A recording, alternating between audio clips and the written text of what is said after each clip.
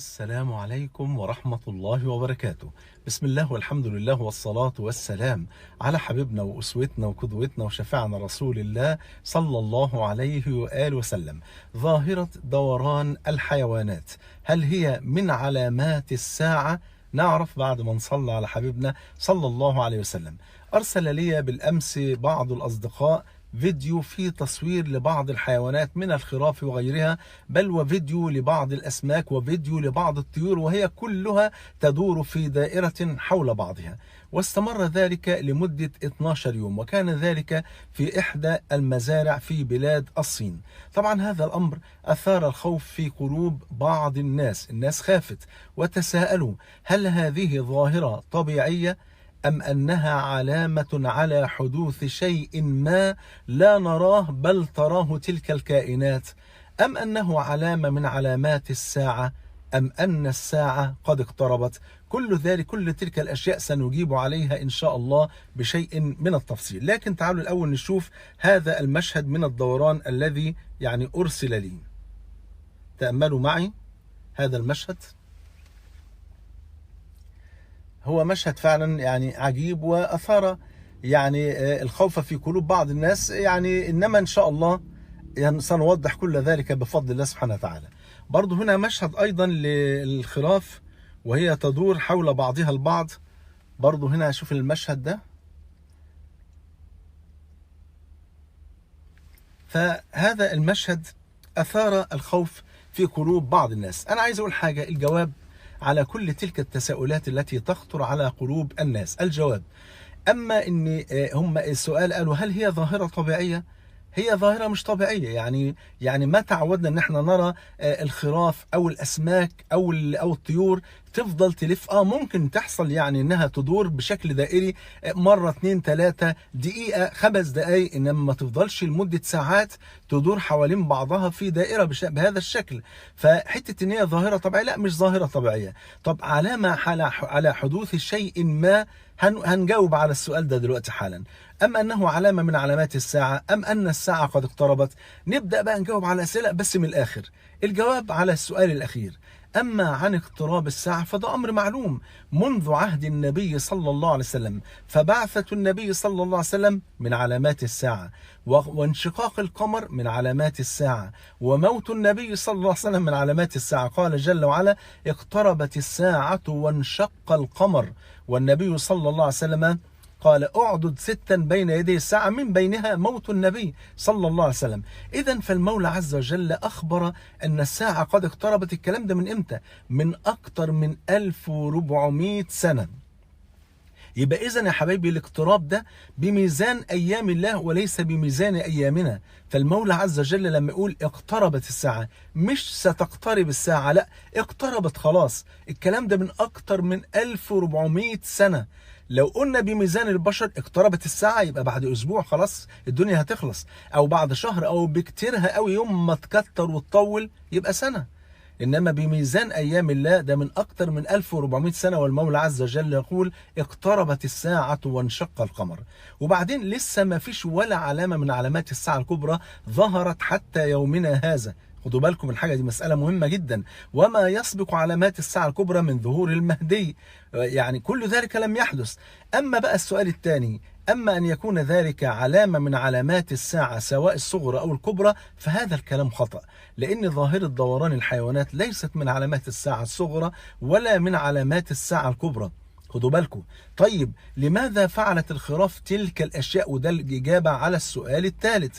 الخراف أو الأسماك أو الطيور عملت كل ده ليه؟ نقول الله أعلم، ولكن ذلك ليس من علامات الساعة. وعلى فكرة عشان تطمنوا، المشاهد دي اتكررت قبل كده من 7 سنين ولم يحدث أي شيء على الإطلاق. خدت بالكم؟ يبقى إذن هذا ليس من علامات الساعة، ولا نعلم الحيوانات دي عملت كده ليه. طب يا ترى بقى الحيوانات دي شايفة حاجة إحنا مش شايفينها؟ ده أمر وارد جدا وهنعرفه، ولكن بعد الفاصل. تعالوا حبايبي نكمل موضوع دوران الحيوانات حول بعضها البعض وتساؤلات بعض الناس، هل هي ظاهرة طبيعية؟ هل هي علامة من علامات الساعة؟ وقد أجبنا على ذلك وقلنا إن يعني هي مش علامة لا من علامات الساعة الصغرى ولا من علامات الساعة الكبرى. طيب هل معنى كده إن القيامة قربت؟ القيامة قربت، ده المولى عز وجل يقول ذلك من أكثر من 1400 سنة، فهذا بمقياس أيام الله سبحانه وتعالى وليس بمقياس أيامنا بفضل الله سبحانه وتعالى. طيب السؤال الأخير بقى، طيب الحيوانات دي عملت كده ليه؟ يا ترى هي بتشوف حاجة إحنا ما بنشوفهاش؟ والجواب هذا أمر وارد جدا، إن فعلا الحيوانات ديت والطيور ترى ما لا نراه وتسمع ما لا نسمع. خدوا بالكم من حاجة، مسألة مهمة جدا. يعني على سبيل المثال الهدهد، هدهد سيدنا سليمان كان يرى وما زال أي هدهد يرى المياه من على بعد من جوف الأرض بفضل الله سبحانه وتعالى، ونحن لا نرى ذلك أبدا، لكنه يرى المياه تحت جوف الأرض. مثلا على سبيل المثال أعزكم الله، الكلب عندما ينبح فإنه رأى شيطانا، والحمار أعزكم الله حينما يصدر صوتا تمام فإنه يرى شيطانا. طب هل احنا شايفين الشياطين؟ أبدا. طب الديك حينما يؤذن أو حينما يصيح فإنه يرى ملكا، هل احنا شايفين الملائكة؟ أبدا. طب إيه الدليل على الكلام ده؟ الدليل ما رواه الإمام أحمد بسند صحيح أن النبي صلى الله عليه وسلم قال: إذا سمعتم نباح الكلاب ونهيق الحمير فتعوذوا بالله من الشيطان فإنهن يرين ما لا ترون. يعني الكلاب والحمير يرون الشياطين وأنتم لا ترون الشياطين. تمام؟ يبقى الكائنات دي بتشوف حاجات احنا فعلا ما بنشوفهاش. طب الدليل الثاني ما رواه البخاري ومسلم في أعلى درجات الصحة أن النبي صلى الله عليه وسلم قال: إذا سمعتم أصوات الديكة اللي هي جمع ديك فسلوا الله من فضله، قل اللهم إني أسألك من فضلك فإنها رأت ملكا. وإذا سمعتم نهيق الحمار فتعوذوا بالله من الشيطان فإنها رأت شيطانا. خدوا بالكم بقى، بل أخبر النبي صلى الله عليه وسلم بما هو أدق من ذلك وأعظم من ذلك. أخبر النبي صلى الله عليه وسلم، وركزوا معايا بقى في المعلومة دي، أخبر النبي صلى الله عليه وسلم أن كل الكائنات تسمع صوت عذاب القبر ما عدا الجن والإنس فقط، وذلك لقول النبي صلى الله عليه وسلم عن عذاب الكافر في القبر كما روى الإمام أحمد بسند صحيح، قال صلى الله عليه وسلم: فيصيح يعني الكافر صيحة يسمعه كل شيء إلا الثقلين يعني الإنس والجن. وفي البخاري ومسلم عن أمنا عائشة قالت: دخلت علي عجوز من عجائز يهود المدينة، امرأة كبيرة في السن من اليهود بتوع المدينة، فقالت لعائشة يعني رضي الله عنها، قالت: إن أهل القبور يعذبون في قبورهم. قالت: فكذبتها ولم أنعم أن أصدقها. قالت فخرجت يعني مشيت، فدخل علي النبي صلى الله عليه وسلم فقلت: يا رسول الله، إن عجوزا من عجائز يهود دخلت علي فزعمت أن أهل القبور يعذبون في قبورهم. فقال صلى الله عليه وسلم: صدقت، إنهم يعذبون، وركزوا معايا بقى في المعلومة دي، إنهم يعذبون عذابا تسمعه البهائم كلها. قالت: فما رأيته بعد ذلك في صلاة إلا وهو يتعوذ من عذاب القبر. بل جاء في الحديث الذي رواه مسلم أن النبي صلى الله عليه وسلم قال: لولا ألا تدافنوا، يعني لولا أن أنا خايف ما حدش فيكم يدفن الثاني لدعوت الله أن يسمعكم من عذاب القبر الذي أسمع.